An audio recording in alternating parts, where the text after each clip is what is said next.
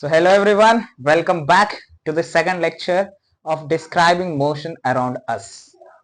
तो let us briefly 2 minute में हम लोग रिवाइज कर लेते हैं कि पिछले क्लास में क्या पढ़े थे।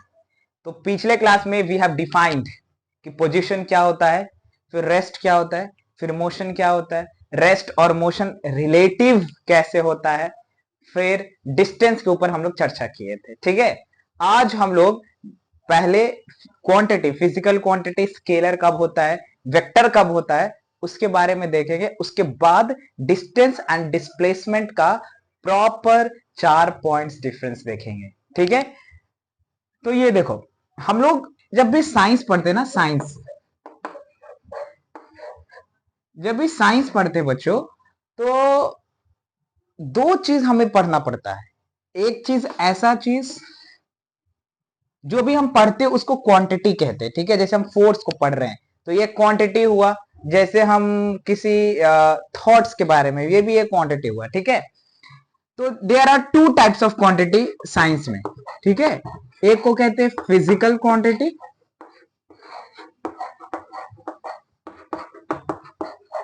और एक को कहते हैं नॉन फिजिकल क्वांटिटी।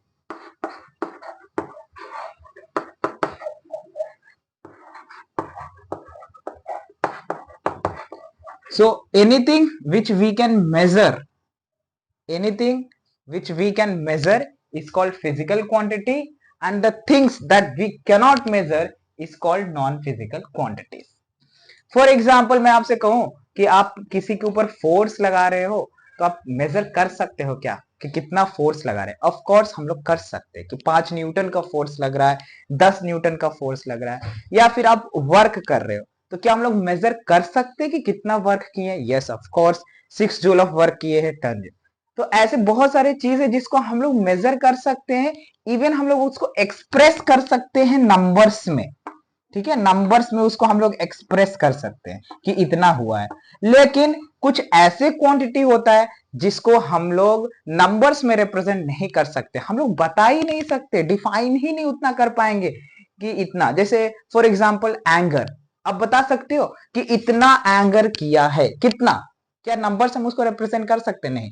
हम किसी को प्यार करते हैं, ठीक है, या फिर किसी के लिए दिल में फीलिंग्स है, तो हम लोग क्या एक्सप्रेस कोई नंबर में कर पाते हैं कि 100% या 100 फीलिंग्स है आपके प्रति, या 50 फीलिंग है? तो जिसको हम लोग मेजर कर सकते हैं that is called physical quantity, और जिसको मेजर नहीं कर सकते हैं that is called non physical quantity. ठीक है, तो इस ये तो हमें पढ़ना नहीं है, this is not in our syllabus, हमको ये पढ़ना है। फिजिकल क्वांटिटी बच्चों 2 तरीके का होता है, हमेशा याद रखना। एक को कहते हैं स्केलर क्वांटिटी, एक को कहते हैं स्केलर क्वांटिटी, और एक को कहते हैं वेक्टर क्वांटिटी। अब ये होता क्या है, ठीक है, इसको हम लोग थोड़ा सा डिटेल में देखते हैं। तो साइंस में जिस चीज को हम लोग मेजर कर सकते हैं उसको कहते हैं फिजिकल क्वांटिटी, और जिसको मेजर नहीं कर सकते that is called non physical quantity. और फिजिकल क्वांटिटी 2 टाइप्स के होते हैं, एक को कहते हैं स्केलर क्वांटिटी और एक को कहते हैं वेक्टर क्वांटिटी। ठीक है, अभी हम लोग देखते हैं कि स्केलर और वेक्टर क्या होता है।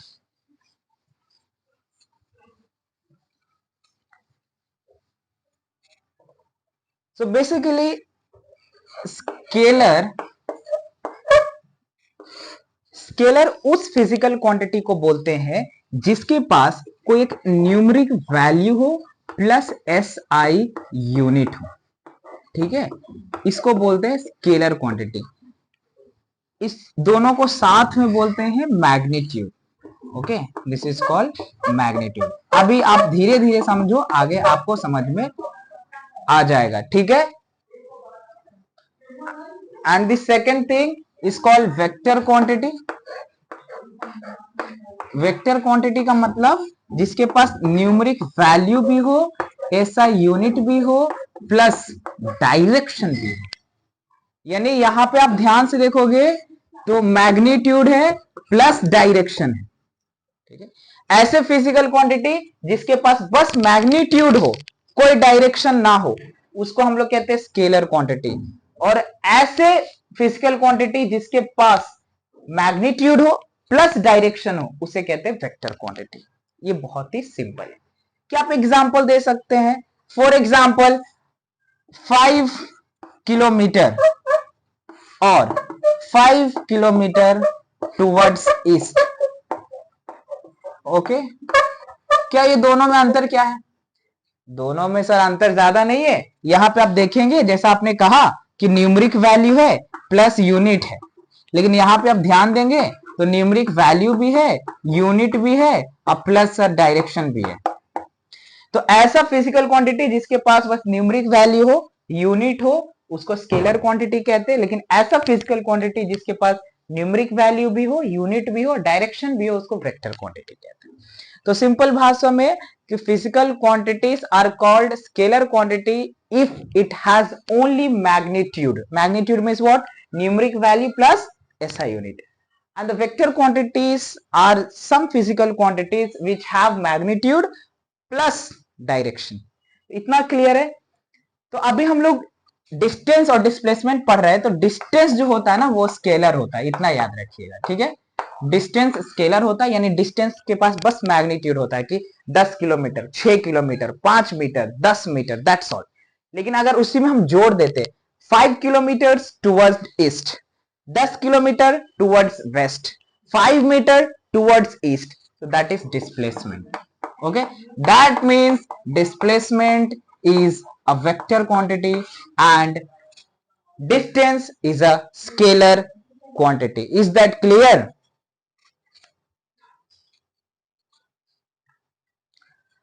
Now let us look at the difference between distance and displacement. Very much important this is. Okay, it is very much important. What is the difference between distance and displacement? Okay, you can expect question from this here, so mark it double star because very much important. Okay, so you will be asked like what is the difference between distance and displacement, or define what is distance, or define what is displacement. Okay, so let us write the first thing first. पहले आपको definition लिखना है दोनों का। पहला difference क्या होना चाहिए? डेफिनेशन। तो क्या लिखेंगे? It is the actual path, it is the actual path followed by an object to reach its destination. Okay, ये आपका पहला पॉइंट हो गया। इसमें क्या हो जाएगा? यहाँ एक्चुअल पाथ के जगह बस आपका हो जाएगा shortest path. Okay, so first difference, it is shortest path between initial and final point. Okay, so this is the first difference. It is the actual path followed by an object to reach its destination, and it is the shortest path between the initial and final point. For example, A यहाँ है, ठीक है, इस इधर गया, इधर गया, इधर गया, इधर गया, इधर गया, इधर गया, इधर गया, इधर गया, ठीक है। तो ये सब distance, this distance 1, distance 2, distance 3, distance 4, distance 5, distance 6, distance 7, यानी 1 + 2 + 3 + 4 + 5 + 6, ये सबको ऐड करेंगे तो हमारा डिस्टेंस आएगा, ठीक है, because the actual path followed by an object. लेकिन अगर हम initial point, this is your initial point, this is your final point, okay, तो यहां से बस एक स्ट्रेट लाइन ज्वाइन कर देंगे, दिस इज योर डिस्प्लेसमेंट, यानी A B is your displacement. Okay, तो displacement is the shortest path between the initial point and the final point, whereas distance is the actual path. Okay, so now let us look at the second difference. What is the second difference? Okay, second difference is very much clear, as I stated you in the beginning. It is scalar quantity. It is scalar quantity because it has only magnitude. Okay, similarly ये क्या हो जाएगा, it is vector quantity because it has both magnitude plus direction. Okay, this is the second difference. So this is the second difference. Distance is represented by d, you can write this d, and the displacement is represented by s. There is a difference. So let us move to the third point. Okay, so if you are done with this, we can erase, pause the video, and you can make the notes, because it is very much important question for the exam point of view. Okay, now let us look to the third point. Okay, third point is very much clear. Distance zero हो ही नहीं सकता है. Distance is always positive. Okay, distance is taken as always positive, whereas displacement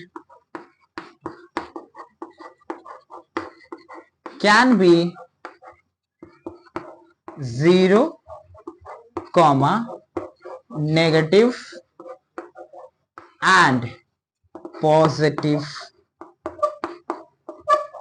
sir distance zero होता है? नहीं, distance को हमेशा positive लेते हैं. डिस्टेंस इज ऑलवेज पॉजिटिव, लेकिन डिस्प्लेसमेंट तुम्हारा जीरो भी हो सकता है, नेगेटिव भी हो सकता है, पॉजिटिव बोलते हैं. अब नेगेटिव डिस्प्लेसमेंट का क्या मतलब है? फॉर एग्जाम्पल आप समझिए ये पेड़ है, ठीक है, आपने 5 मीटर इधर चला ईस्ट के तरफ, ठीक है, ये आपका रेफरेंस पॉइंट है, this is your reference point. तो इस केस में जब इस एक्सिस में आप जाते हैं तो आपका डिस्प्लेसमेंट पॉजिटिव है, ठीक है, डिस्प्लेसमेंट तो 5 मीटर ही है लेकिन पॉजिटिव है. लेकिन आप लेफ्ट के तरफ आते हैं, रेफरेंस पॉइंट से लेफ्ट के तरफ आते हैं, that means your displacement is negative. Okay, is that clear? Next, अगर आप लेफ्ट के तरफ आएंगे तो नेगेटिव और इधर जाएंगे तो positive. Then what about the zero? Yes, for example you are here at a point, you are going here, again here, again here, again here, again you reach the same point. That means your initial point and the final point is same. What does it mean? There is no distance between that. There is no path between initial and final point. So displacement can be zero. Hence, distance is always positive. Displacement can be zero, negative and positive. Is that clear? Now, let us understand what is the fourth point. The formula for distance is s into t, where s is your speed, t is your time, and d is your distance. Whereas for displacement formula is v into t, where s is your displacement, v is the velocity. Don't get confused, we will be studying velocity in the next videos. Okay, so v is the velocity and t is the time. Okay, so this is the major difference between distance and displacement. जब भी exam में आपसे पूछे distance and displacement का difference, तो हमेशा 4 point लिखो. 4 point इसलिए लिखना जरूरी होता है कि मान लीजिए आपने 2 पॉइंट गलत भी लिख दिया तो 2 पॉइंट सही है तो नंबर नहीं कटेगा. अगर डिस्टेंस एंड डिस्प्लेसमेंट का पूछ रहा है what is the like difference और उस पे लिखा हुआ 2 मार्क्स, ये तो समझदारी है, कॉमन सी बात है कि 2 मार्क्स का है तो दो डिफरेंस लिखना है. लेकिन कभी कभी क्या होता है ना कि डिफरेंस थोड़ा उल्टा लिखा जाता है या फिर डिफरेंस गलत लिखा जाता है, ठीक है, जल्दीबाजी में. तो आप अगर एक्स्ट्रा 1-2 डिफरेंस और लिख दोगे तो अगर एक दो गलत भी है तो नंबर नहीं कटेगा, क्योंकि आपको बस 2 पॉइंट से मतलब है, 2 हमने लिखा है। Is that clear? Okay, so this was all about distance and displacement. Okay, very much important question this is.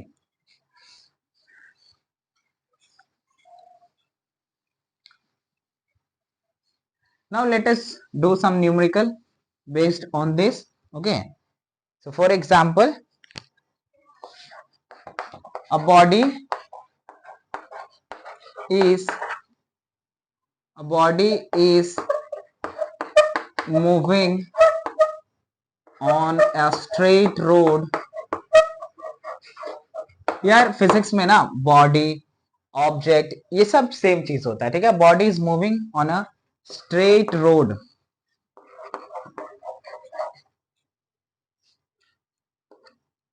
as shown in the figure.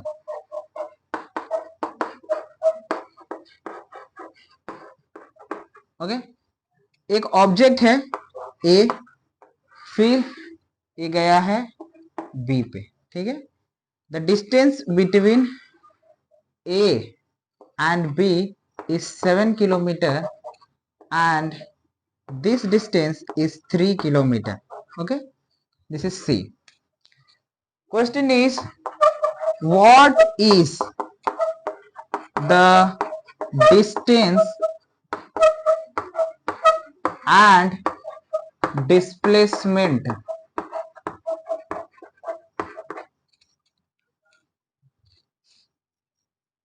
what is the distance and displacement of an object when it moves from A to B then B to C. A से B को जाता है, यानी यहां से यहां जाता है, फिर B से C को जाता है, ठीक है. तो उसका डिस्टेंस क्या होगा और डिस्प्लेसमेंट क्या होगा, ठीक है. फटाफट से वीडियो को पॉज करके जल्दी से इसको बना लेना है, ठीक है, कि डिस्टेंस क्या है, डिस्टेंस कितना होगा और डिस्प्लेसमेंट कितना होगा, ठीक है. जल्दी से फट से वीडियो को पॉज करके बना लीजिए, उसके बाद मैच कीजिएगा आंसर. तो ये सवाल है कि इसका डिस्टेंस क्या होगा, डिस्प्लेसमेंट क्या होगा. तो बहुत सिंपल है. डिस्टेंस हमने क्या कहा कि वो जहां से जहां गया और जहां आया, that is the distance, total distance covered by. तो पहले बताइए, ए से बी को गया यानी 7 किलोमीटर कवर किया, राइट. फिर बी से सी को आया. अब ए टू सी 3, इसको करेक्ट कर लीजिएगा, ए टू सी 3 किलोमीटर है, तो सी से बी कितना होगा, ऑफ कोर्स 4 किलोमीटर, क्योंकि ये पूरा 7 किलोमीटर है, ठीक है. तो ए से बी गया 7 किलोमीटर, फिर बी से सी को आया 4 किलोमीटर. ओके, तो ये एक्चुअल पाथ कवर किया, that means what, 11 kilometre is your distance. So distance is what, distance is 11 kilometre. Next पूछा डिस्प्लेसमेंट क्या होगा. हमेशा याद रखो, डिस्प्लेसमेंट मैंने बताया जहां से वो चला था और जहां वो खत्म किया वहां का बस स्ट्रेट लाइन ले लेना है, ठीक है. तो उसने कहां से चलना शुरू किया था, ए से, कहां को खत्म किया, सी से. तो ये वाला डिस्टेंस, बस ये this distance is the displacement, ठीक है. तो जो डिस्टेंस होगा वो एक्चुअल में A B plus B C होगा, ठीक है, इतना याद रखना.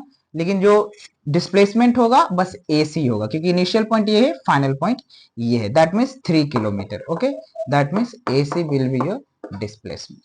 ओके, सो बहुत ही सिंपल था डिस्टेंस और डिस्प्लेसमेंट.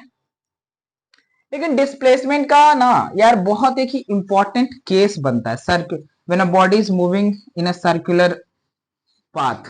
ओके, उसमें एक बहुत ही 3 केस बनता है, वो आपको पढ़ना है, ठीक है.